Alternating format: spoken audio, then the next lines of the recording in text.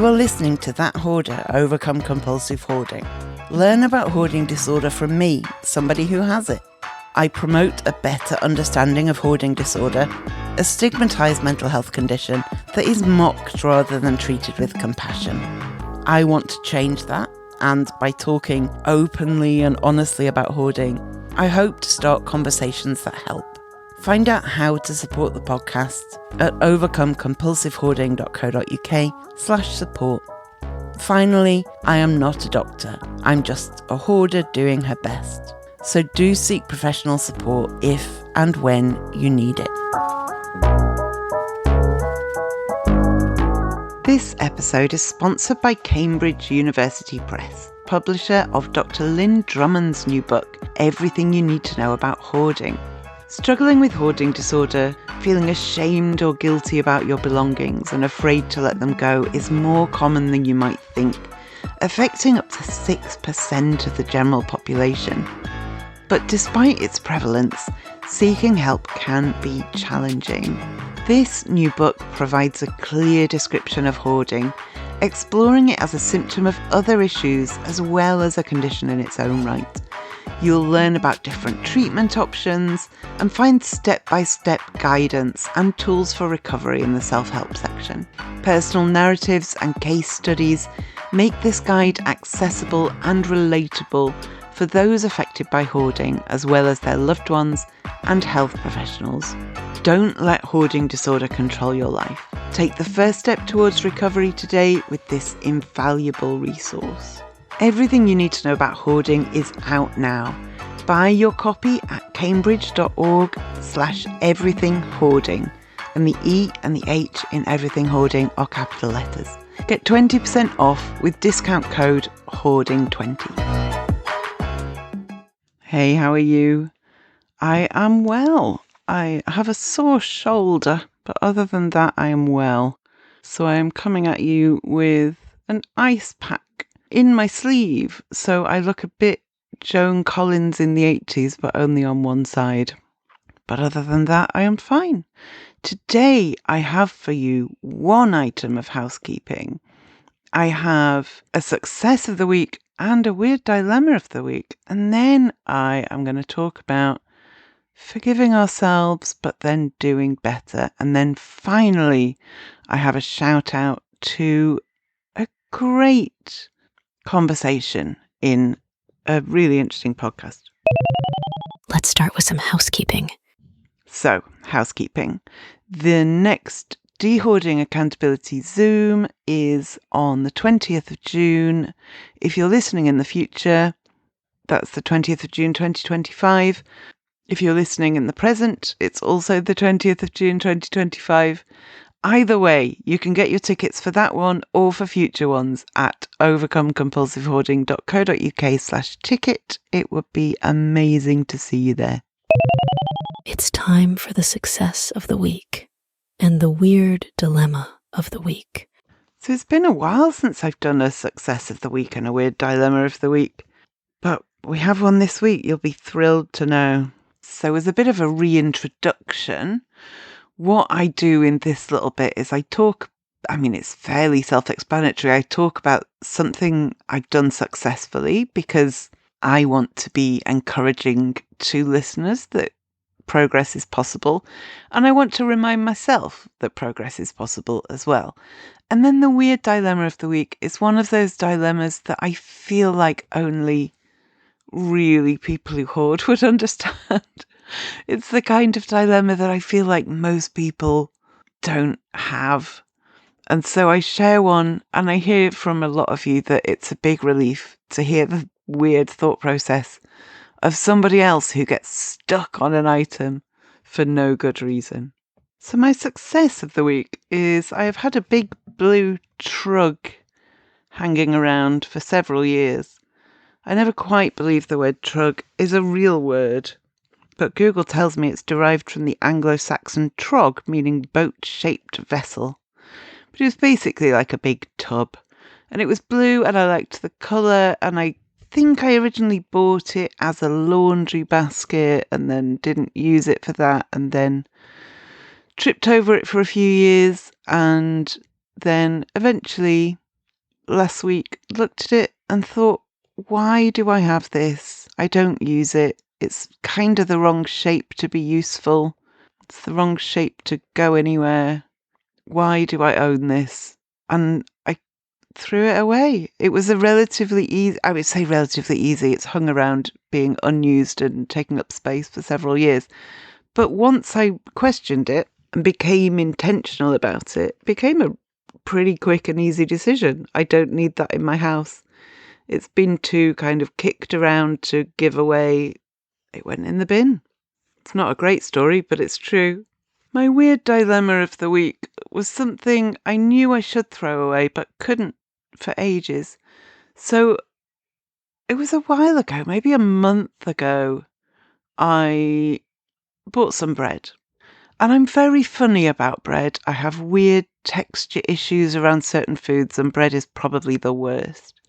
I used to only be able to eat one brand of bread, and I have expanded that to a degree, but I quite often buy bread and then find I can't eat it. So I do tend to stick to the same few brands. But it was a Sunday, everything was closed. I bought whatever bread the small shop had. And then I got it home and checked the date, and the date on the bread was months away. Months away. And that freaked me out. You shouldn't be able to buy bread off the shelf and it lasts for months. But I bought it because I needed bread. So I tried to eat the bread and it was really unpleasant. I think even if you're not a person with weird bread texture issues, it wouldn't have been nice. But I absolutely couldn't eat it. And I was really put off by the fact that it would live happily for months, even when opened. Like, what's in this bread? So I had most of a package of bread that grossed me out because it was going to be good for months. And it tasted bad. And it had a texture I couldn't eat anyway.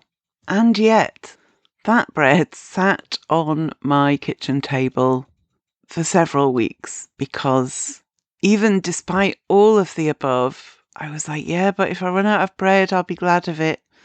The fact is, I ran out of bread and I was not glad of it. I didn't eat it. I was like, I'm just out of bread. That's fine. I can eat other things. Not touching that monstrosity again. Still didn't make me throw it away. I didn't want to give it away. It was horrible. Who'd want horrible bread? But I couldn't throw it away because that would be wasteful and because I might be glad of it and I might regret it and all of those things, but for a packet of bread that cost £1. And it was one of those where I knew I was being ridiculous. I knew I was being ridiculous. I knew I was never going to eat this bread.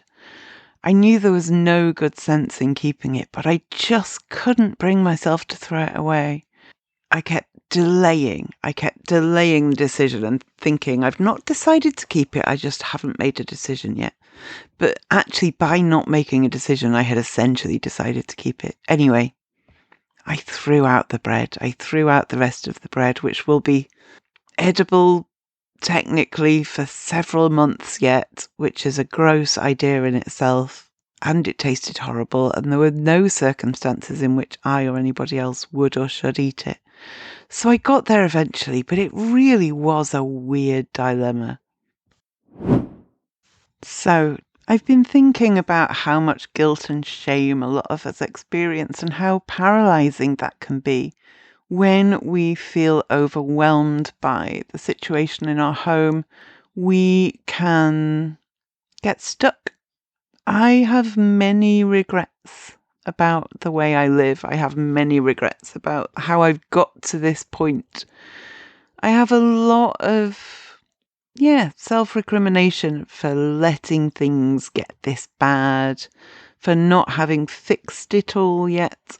So what I've been thinking about is this idea that we can forgive ourselves for what we've done so far, for our hoarding behaviours to date. But it's also important while doing that to learn from them and to try to do better going forward. Because if we get stuck in that self-blame state we can end up making no progress at all because all we can think about is how terrible we are and how much we've failed and how wrong we've been. I grew up Catholic, and one of the things about Catholicism is you go to confession, where you confess your sins and the priest forgives you on behalf of God.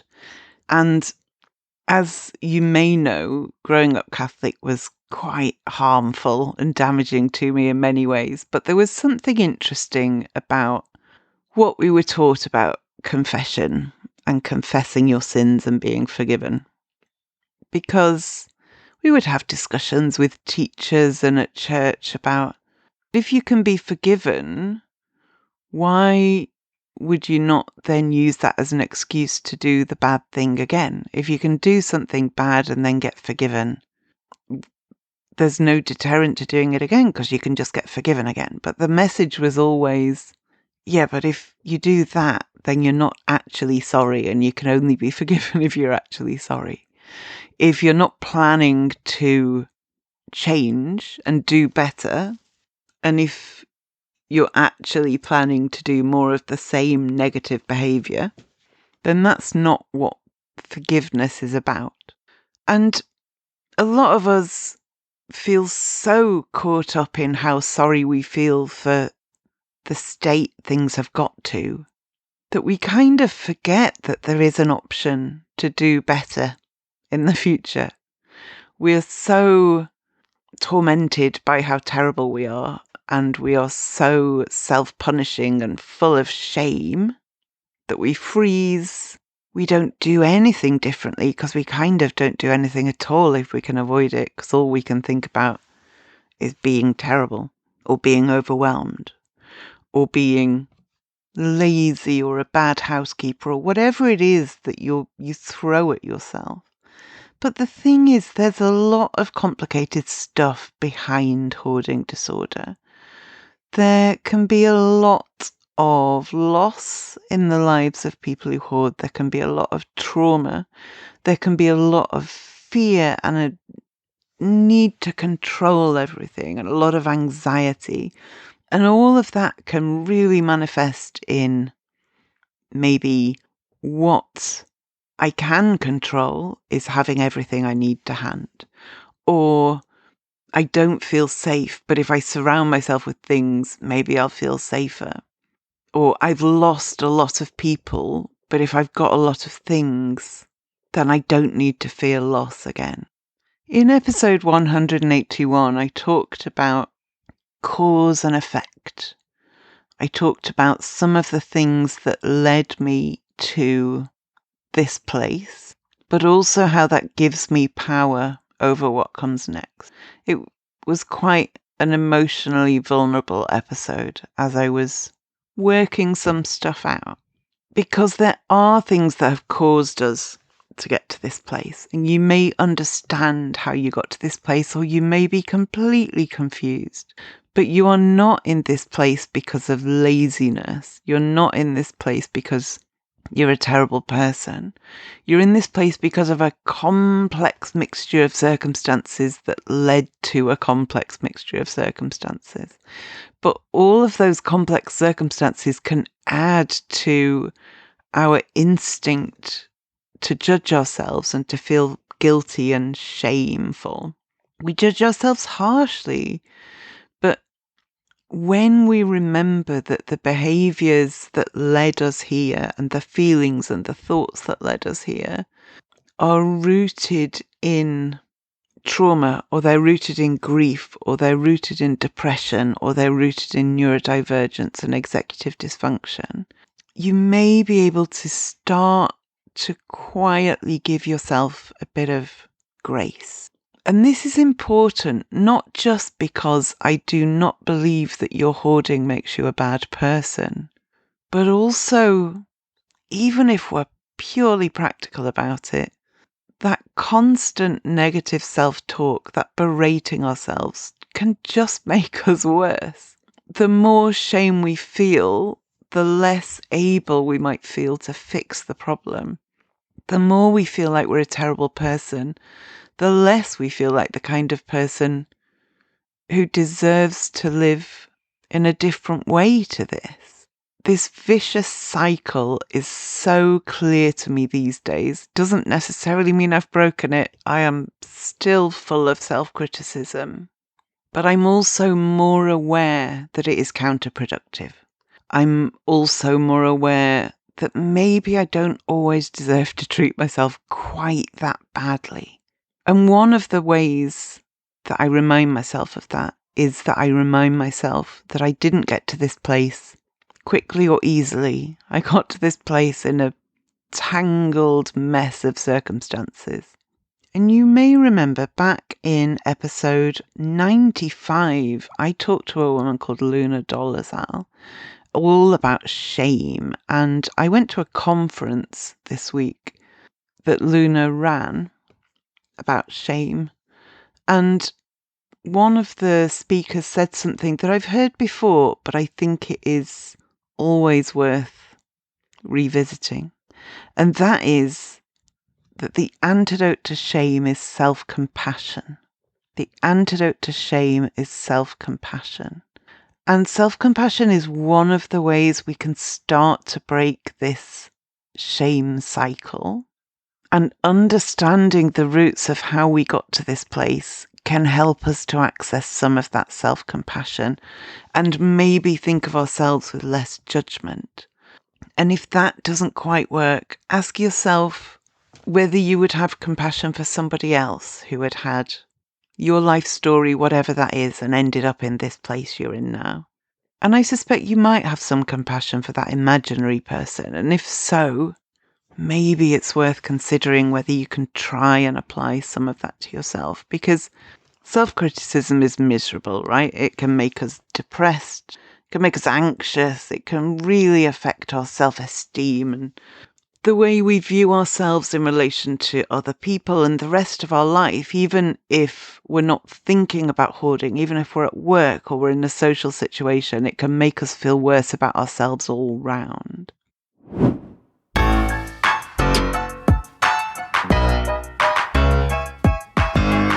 If you are in a position to help out the podcast, it would be very much appreciated.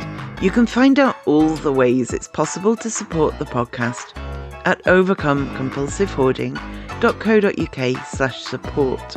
Each and any of them is valued and cherished by me. Thank you. And as well as that, self-criticism can really affect how much we can get done, how productive we are, how motivated we are. It's hard to motivate yourself to do stuff, especially do hard stuff, if all you can think about is what a failure you are, or what a mess you are, or what a disaster you are. And we might have done bad things, wrong things. We all have, everybody has. And some people have done worse things than others. But when we're thinking about the hoarding behaviours that have led us to this point, that cycle of constantly just abusing yourself in your own head is not the motivation we might think it is. We might think it's the kick up the bum we need, but it just floors us often. Just floors us.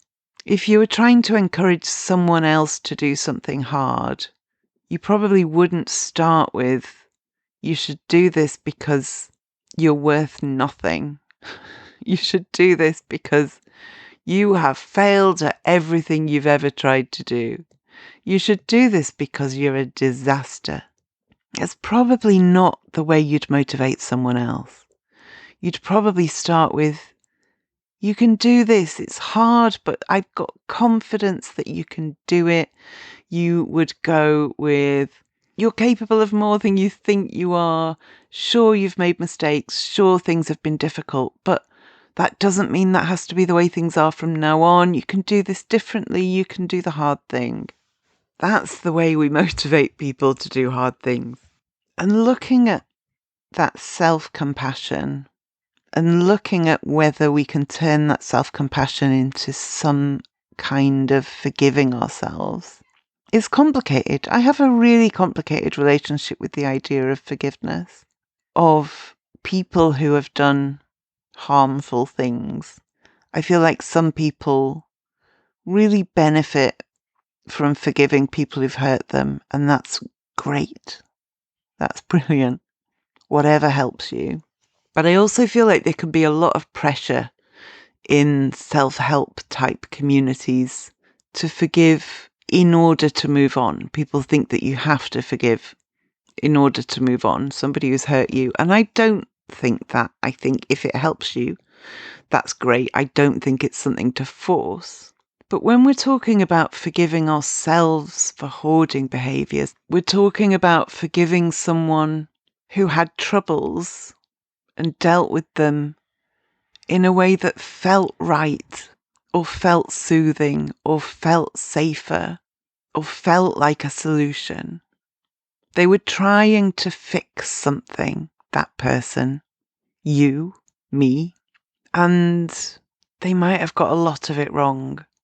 But what was actually happening was they were struggling, and it felt like nothing would help, and then this thing, acquiring or keeping or storing or collecting, felt like, for whatever maladaptive reason, it might be the thing to fix it. And then over time, it became the problem itself. This thing that felt like a solution is now heavy and causing problems of its own. And then it became overwhelming, and what on earth do I do? And this is impossible to fix, and I don't know how to fix it, so I will just carry on doing the thing that helped a bit at some point, because it's all I've got and it's all I know how to do, and I don't know how to fix it anyway. And as you're listening to this, you might be in a place where you've been de-hoarding and you're nearly done and you feel like it's almost fixed. Or you might be in a place where you've been at it for a while and you're a bit stuck and it's exhausting and overwhelming, but you're making progress. Or you might be in a place where you're just starting, or you're just starting to consider it. Or you might be in a place where the most you can do is listen and any other thought is terrifying. And any of those places are fine. I tend to think we're doing our best.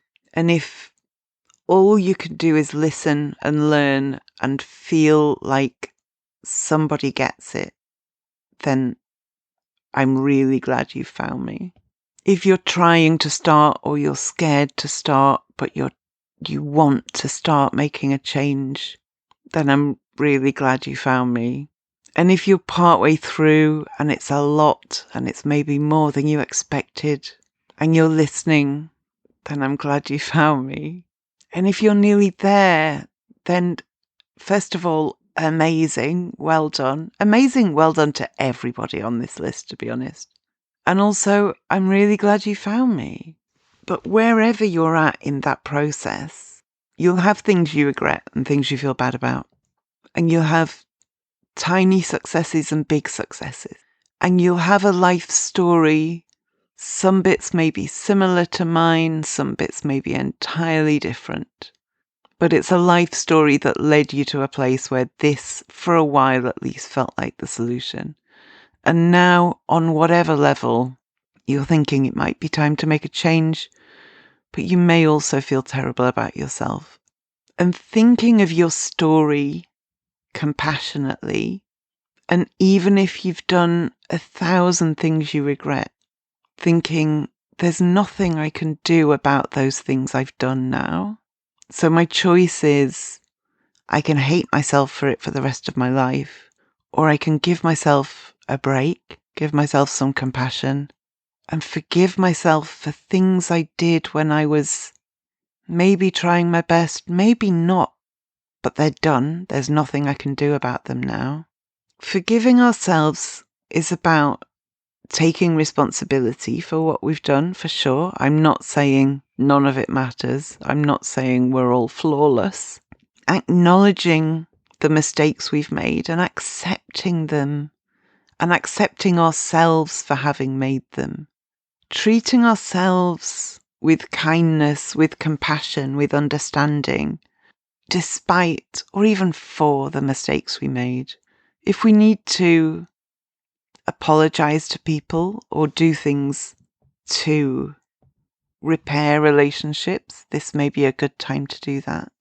But what comes after forgiving ourselves, as my school teachers used to say, is then being determined to do better.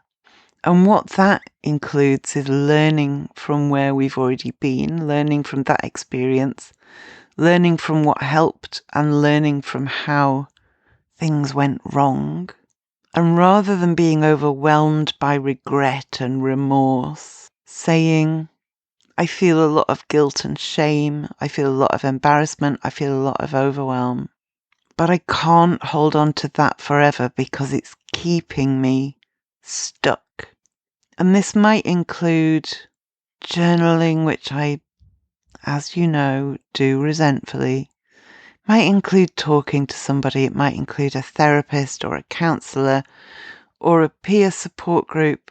It definitely includes looking at yourself and your story with a lot more compassion than you're probably used to. Maybe giving yourself a pep talk and saying, I've made some mistakes and I've also done my best in many ways and I've failed in many ways. And just like everybody, I'm human and I've really messed up at some points. But holding on to that is not moving me forward. Maybe forgiving myself with a very clear vow to do my best to do things differently is the best way to actually make amends for all of this. Because when we can free ourselves of that guilt and blame, we can start to look more compassionately at our stories and identify how exactly did this happen, and start looking for patterns and start looking for triggers that help us to understand what we need to do differently, what we need to do next, what strategies we need to employ to make sure that next time we feel overwhelmed by grief or we feel very sad or we feel very stressed, we do things differently. And doing things differently will look different for different people. But it involves things like starting small. It involves things like picking any old spot that you feel like you can manage. It all needs to be done. So unless there are safety issues or unless you really want to clear a particular space, I'm an advocate of just picking a spot and starting there because it's all got to be done at some point. But breaking it down into small bits. Setting goals I have a tricky relationship with, but if that helps you, then sure, fill your boots, set some goals. Celebrate when you manage something. I threw out a big blue trug and I celebrated by telling you I threw out the big blue trug. You might give yourself some kind of imaginary high five. You might have a nice cup of tea in the sun. Trying your best to let go of that perfectionism that tells you if I can't do this properly, there's no point. Or I don't know how to do this properly, so I'm not going to try. That keeps us stuck. Trying, even if we don't quite know, or trying, even if we don't do it perfectly, moves us one step closer to where we want to be. In episode 182 with Dr. Jan Eppingstall, we talked about a concept called towards and away moves, and I've heard from so many of you, a surprising number of you, about how helpful that concept is. And I don't want to do that whole episode an injustice by trying to sum it up, but the idea is that you identify what your values are, what's important to you, and when you have a dilemma, you ask yourself, okay, I want to buy this pencil case, or I want to keep this broken fan. Which of the ways forward moves me towards my goals and my values and my priorities? And which moves me further away from them? And it's such a simple concept, and yet it's so helpful. Do listen to episode 182. It's It's a game changer, I think, in many ways. And finding other people who can support you through this process can be incredibly helpful. That might be a therapist, it might be friends or family, it might be some kind of peer support group, it might be coming along to the Hoarding accountability Zoom sessions. But having someone you can talk to about the process and also get some confidence boosts from, or some pep talks from, or some encouragement of some kind, someone to celebrate your wins with. That combination of tips and guidance and tools, but also emotional support, can be invaluable. Forgiving ourselves is hard, especially if we firmly believe we don't deserve it. But one of the ways we can help ourselves to believe we do deserve it is by doing things differently next. Maybe we can tentatively forgive ourselves on the grounds that we try our best. And that's going to involve some trips and falls. That's going to involve getting it wrong as well as getting it right. But trying is important. Giving yourself a chance to do it differently is important. Things don't change overnight. Things don't change quickly. This is a problem that was years in the making, and it's not something you solve with a click of the fingers. But it's also not something you solve by hating yourself and pretending it's not happening and never doing anything differently. Dehoarding, I think, is a million small steps. And that's exhausting, but you don't get to the 10th step if you don't take the first step, and you don't get to the 100th step if you don't take the 10th step. If you're listening, it's because maybe on some level you want to do things differently. Maybe you need that final push, or maybe you need the beginning push to start. But do believe me that hating yourself into action doesn't work as well as you might think it will. Whereas giving yourself a bit of compassion and understanding and treating yourself with a bit of kindness, forgiving what you've done wrong so far because there's nothing you can do to go back and change it, but doing your best to make better choices today and tomorrow. We know better than we did. And what that means is we can try and do better than we've done. You're not alone with this. I'm not alone with this. And I know that because I make this and I hear from you. We might feel alone with it, but there's a lot of us doing this, trying, getting it wrong, trying again, giving up for a bit, trying again, getting it right. And if we keep persisting, and if we keep giving ourselves a break, trying to not yell quite so much at ourselves, that can make a difference to the home we live in, which can make a difference to our state of mind and our entire life. We can learn from where we've been. We can look back with compassion, and we can take action. It's the bit where that hoarder shouts out someone wise. So shout out to a podcast called The Grey Area. Have a listen to Maggie Jackson talking very insightfully about uncertainty. So when someone is confronted with that feeling of fear that comes with not knowing, or that anxiety that comes with not knowing, how should they sit with that? I mean, what is your practical advice? Well, I think first telling oneself that this is, your body and brain's way of signaling that there's a moment when the status quo won't do, that this might be uncomfortable, but that is not, a situation or a state of mind that is against moving forward, but actually propelling you forward. Because it is discomfort to admit to or to see complexity, nuance, other people's perspectives. I mean, I don't like it when an editor says this needs to be improved, et cetera, et cetera. So I think that if we truly understand, and it's just changed my life to write this book and to at least loosen a little bit of the fear that I might carry into really new situations, from giving a speech to being in the presence of someone who's very upset, a friend or a daughter who's really upset. And I used to want to just offer a solution and give that silver lining and, get that moment over with and, get them on the road to happiness. And now I feel much more patient. And with that comes the ability to follow a path down an unexpected path or even take a detour. At one point, I said to a friend, I'm writing this book in a spiraling fashion, going around and around like those kind of labyrinthian walking gardens or what, Zen Buddhist. And of course, she looked at me with absolute horror, but I think she actually understood what I meant too. Yeah. You write in the book that embracing uncertainty is really how we become alive to the possibilities of life. And that really is the bottom line here for me.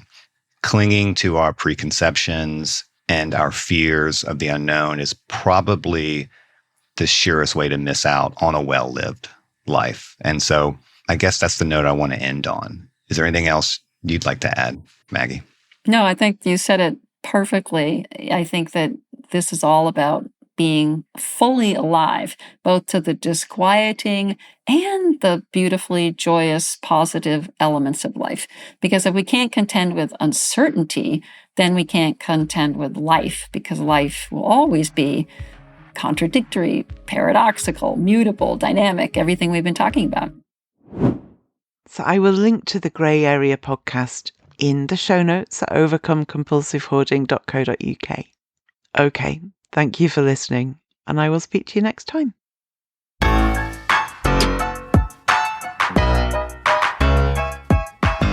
Thank you for listening to That Hoarder Overcome Compulsive Hoarding podcast. It's been a pleasure to have you on board. You can find all the links I've mentioned and a transcript of the episode online at overcomecompulsivehoarding.co.uk. To find out more about how you can support this podcast and the overall project, go to overcomecompulsivehoarding.co.uk/support and do subscribe to the podcast so you make sure you don't miss any future episodes. There may be links in this podcast that earn me money. This doesn't come at any extra cost to you if you make a purchase through those links, and it helps to support the podcast.